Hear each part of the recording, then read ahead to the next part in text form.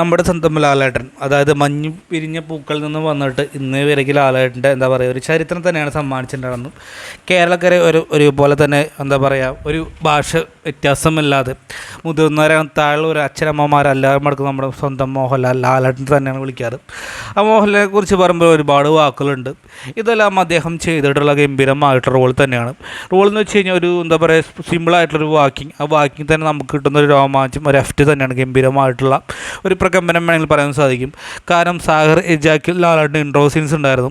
അതുപോലെ തന്നെ ലൂസിഫറിൽ ലാലേട്ടൻ ഗംഭീരമായിട്ടുള്ള നടത്തവും, അതുപോലെ ദൃശ്യം 2 ക്ലൈമാക്സിലെ ഗംഭീരമായിട്ടുള്ളത് തീർച്ചയായിട്ടും നമുക്കൊരിക്കലും മറക്കാൻ സാധിക്കില്ല. 2020 ആണെങ്കിലും ഇൻ്റർവ്യൂവിന് തൊട്ട് മുമ്പുള്ള ആ സീൻസും, ലൂസിഫറിലെ ഏറ്റവും ക്ലൈമാക്സ് സീൻസും, നാട്ടുരാജാവിലെ ആ ഫൈറ്റ് സീന് മുമ്പുള്ള സീൻസും, പുലിമുരുകിലെ ക്ലൈമാക്സിലെ സീൻസും, ജയിലറിലെ ഇൻട്രോ സീൻസും അത് ഗംഭീരമായി തന്നെ ചെയ്തു. അപ്പം എന്തായാലും നമുക്ക് ഈ ബെസ്റ്റ് വാക്കിംഗ് എന്ന് പറയുമ്പോൾ ഇതിൽ ഏതാണ് നിങ്ങൾക്ക് ഇഷ്ടപ്പെട്ട സീൻസ് കമൻറ്റ് ബോക്സിൽ എഴുതുന്നതായിരിക്കും. ബൈ.